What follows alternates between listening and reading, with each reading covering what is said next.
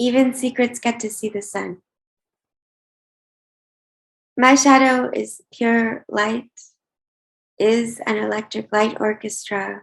If the orchestra were made of bare-skinned people, made of music, made of lilies belting, operatic from root through stamen, petals arching in the evening after soft sunset. My shadow drips nakedly to the rhythmic strings of habanera with unfettered feeling, full of meaning, the Pacific Ocean, keeping afloat driftwood words, is draped in a twinkling, the very same inkling seeing in Maria Callas's clear eyes earnest, the grace of her shoulders capricious. A hummingbird visited me today, flapping 6 feet in front of me, the rhythm of a dog's tail thumping on wood floor. Sitting on the top step, gazing down into my burning tobacco, I thought the hummingbird was. This creature of joy was, I don't know what I thought it was. And the sound started again at this tiny helicopter. And I finally raised my head, then my eyes to pumping chest, wings hover. This being of lightness of air startled me into recoiling delight. Then it looked to its right and flew that way like a missile. What else hides in the shadows, waiting to reveal itself?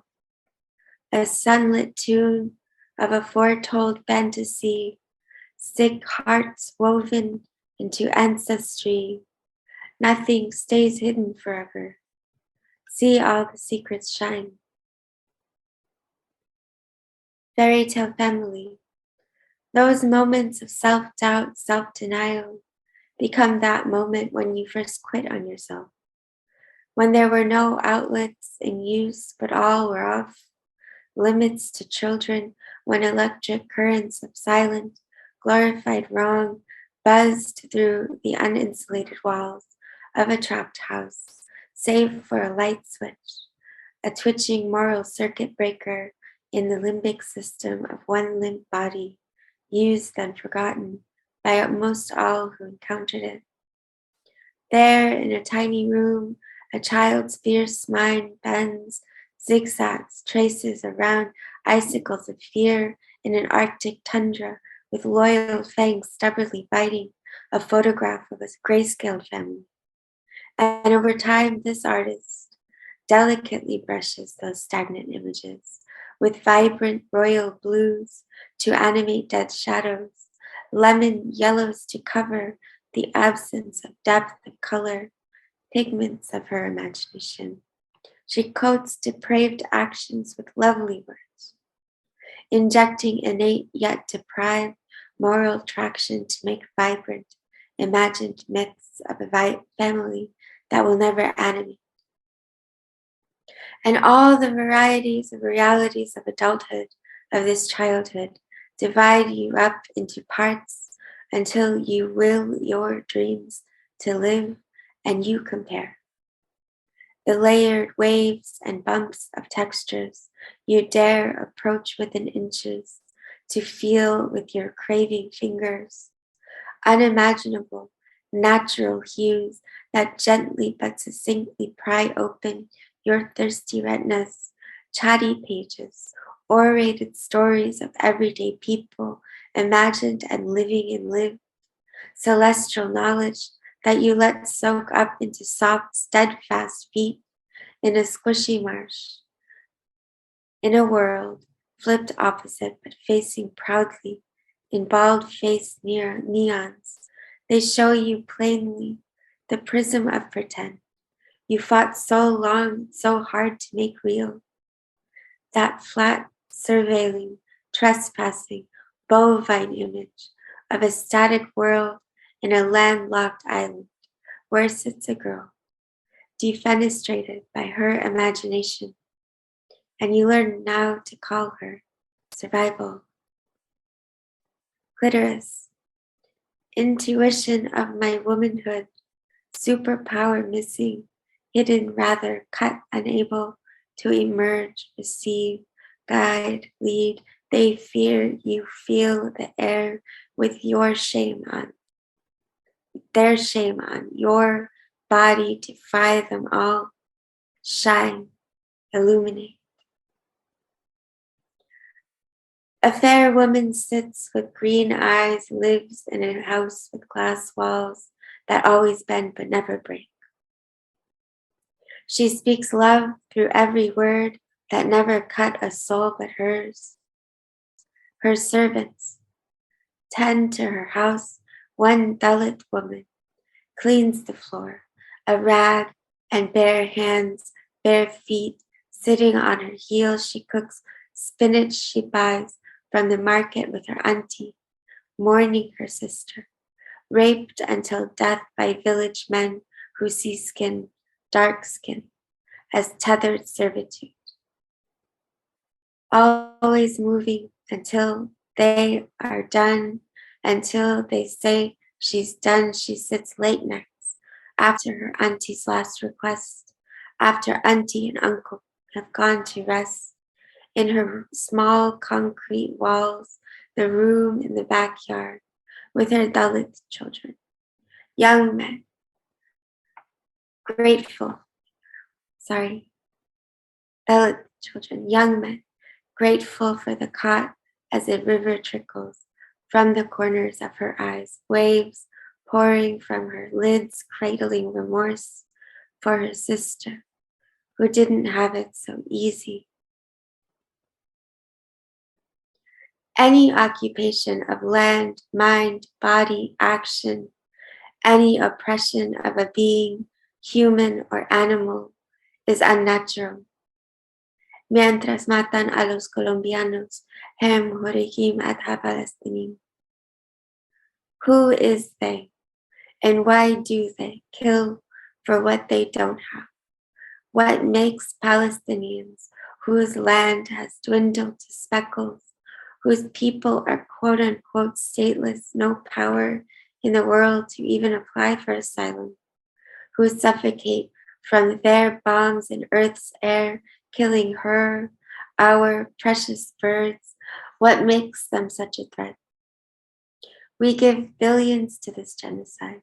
Like so many other genocides we have funded or committed past and present, this genocide of a people by a people who have suffered their own genocide.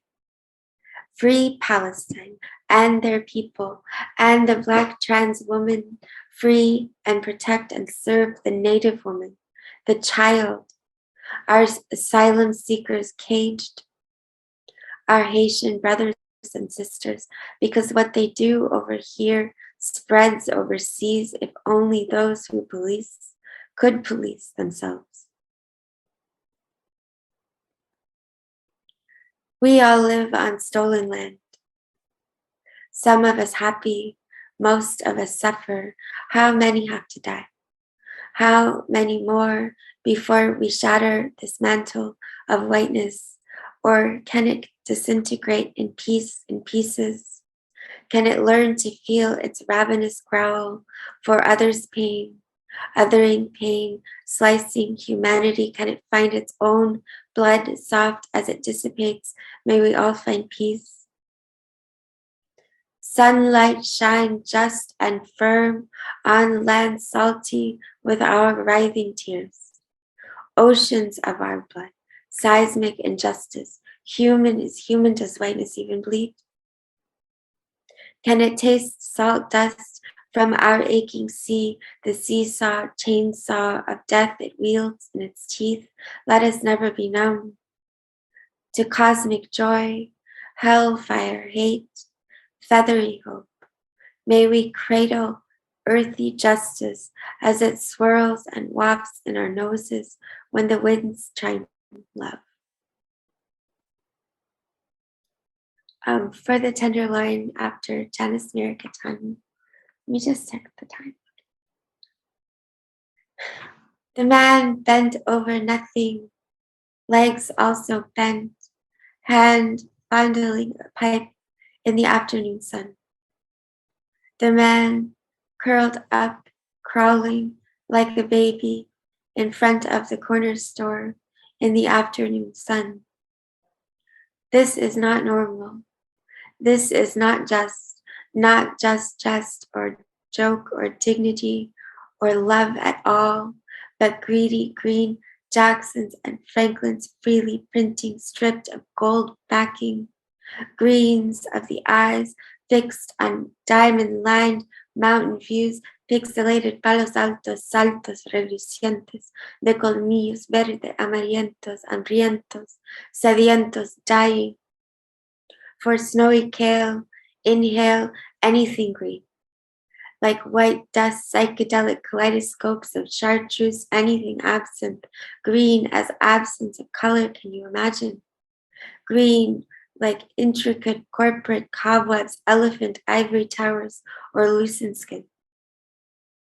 We are not flies you trap. You cannot cocoon us in your silky green thread. Humanity is dignity. You hijacked green from grass and leaves. You are loveless envy. Never were living, and after midnight from the streets below.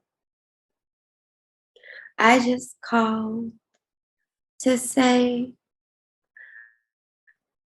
I love you. Blows through my clothes and my bones know. We and God will build green back. The wind takes me in waves down sidewalks of the living, rooms into windows of lives. We see street side survival in the eyes of hungry life. It swooshes my cigarette smoke into an S of a cloud, of a fog inching closer to the ground as night falls on the streets in sheets like midnight linen. Cover us, protect us.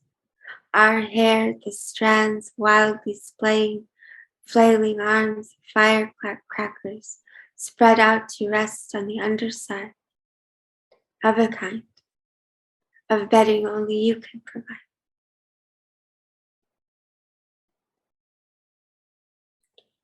Conversations with rain. Side swiping, north facing, jagged lightning lines slapping our skin with thunderous wind, washing our sins, the temperature of anger, like a lover's revenge. Elements of how could use, aching betrayal in stripes of liquid daggers. In these moments, when your thoughts betray you, wander away from the present, and it comes, these cold pleas to keep you aligned, grounded.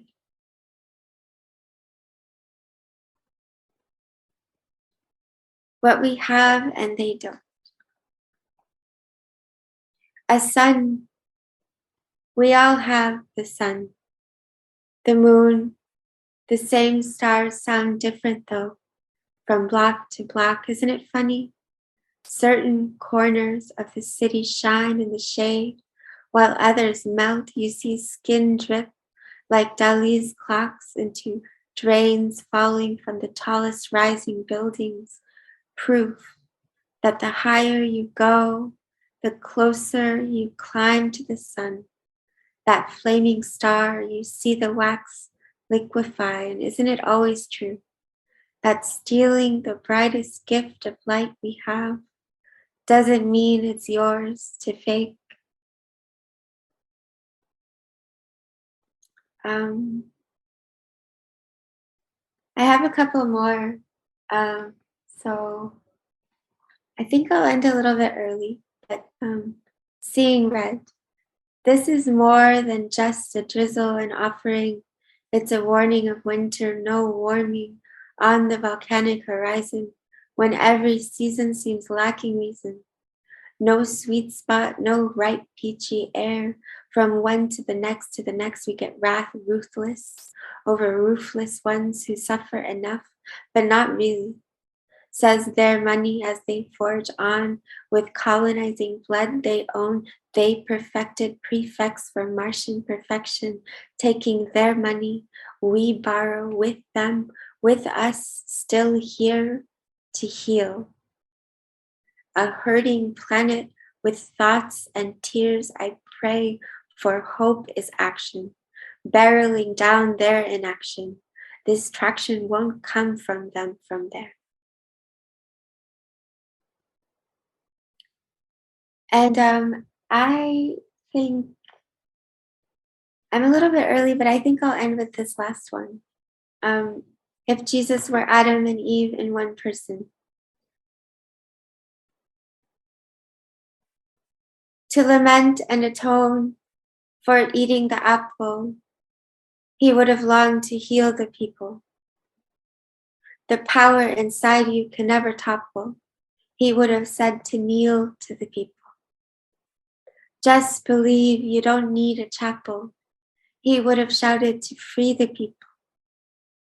The wings of love grow from the shoulders. Wind, water, sun, moon, the birds, they all help tree the people.